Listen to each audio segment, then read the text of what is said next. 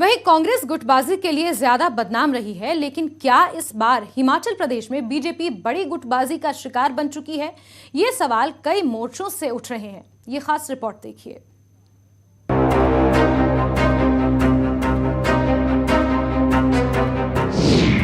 हिमाचल में कई गुटों में बंटी है बीजेपी।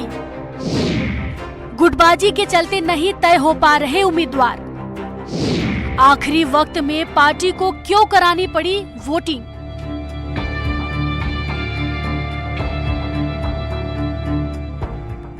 मतदान से पहले मतदान वाली ये तस्वीर देखिए।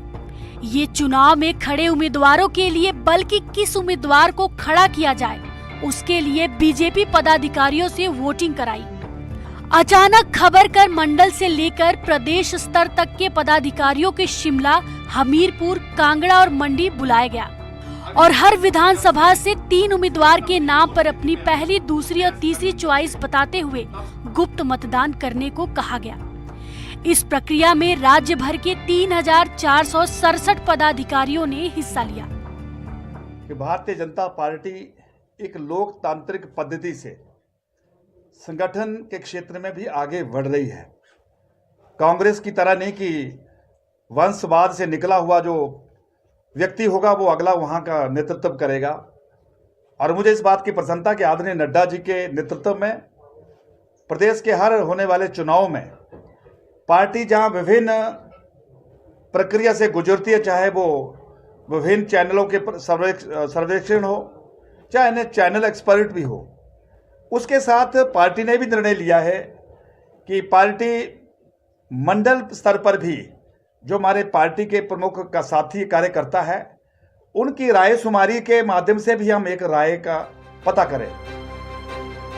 सवाल है कि बीजेपी नेताओं को पार्टी में लोकतंत्र का ये नियम अचानक क्यों याद आया, वो भी नॉमिनेशन शुरू होने से एक दिन पहले। विरोधी कह रहे हैं कि बीजेपी को ऐसा इसलिए करना पड़ा क्योंकि पार्टी कई खेमों में बंट चुकी है। एक खेमा किसी दावेदार की सिफारिश करता है तो दूसरा उसके पर कतरने में लग जाता है। नेताओं और सियासी दलों की इम्तिहान की घड़ी आ गई है। हर 5 साल बाद जो है इम्तिहान देना पड़ता है। तो कांग्रेस और भाजपा में जद्दोजहद जारी है।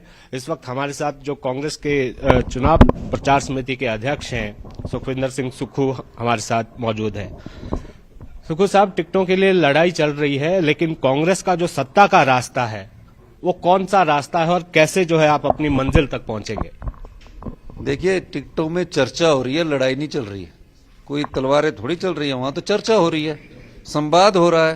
पहले दिन ही हमारी आज सूची आ जाएगी। आज जो सूची आनी है वो 68 की आनी है या कम की आनी है? 48 हम सुन रहे हैं। नहीं, मेरा ख्याल है सूची जितनी की भी आए पर पहली सूची आज आ जाएगी। 48 आए, 46 आए, मतलब आ जाएगी पहली सूची, कोई ज्यादा नहीं है पर आ जाएगी। अभी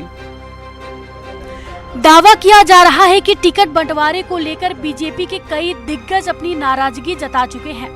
उनमें से कुछ नेताओं के नाम देखिए। प्रेम कुमार धूमल, पूर्व सीएम। देहरा से रविंद्र रवि। ज्वालामुखी से रमेश धवाला। मंडी से परवीन शर्मा। जोगिंद्रनगर से गुलाब सिंह ठाकुर। भोरंग से अनिल धीमान। सुंदरनगर से रूप सिंह ठाकुर। शिमला शहरी से संजय सूद और नालागढ़ से केएल ठाकुर। लेकिन बीजेपी किसी भी नेता की नाराजगी और पार्टी में गुटबाजी की बात से इनकार कर रही है। उसका कहना है कि गुटबाजी हमारी रवायत नहीं, कांग्रेस की परंपरा है। अगर आप राष्ट्रीय स्तर पे जाएं तो सोनिया गांधी, राहुल गांधी, प्रियंका वाड्रा। अगर प्रदेश में आएंगे तो पहले राजा वीरभद्र जी थे, यहाँ के मुख्यमंत्री रहे 6 बार। अभी प्रतिभा सिंह कांग्रेस की अध्यक्ष हैं। उसके साथ में उनके जो सुपुत्र हैं वो ग्रामीण से विधायक हैं। और पिछले कल ही कुछ युवा कांग्रेस के नेताओं ने कल ही त्यागपत्र देने की अपनी घोषणा की और प्रेस कॉन्फ्रेंस करने की बात की है। आप टिकटों का आवंटन होने दीजिए, फिर देखिए कितनी लड़ाई आपके कांग्रेस की सामने आती है सड़कों में।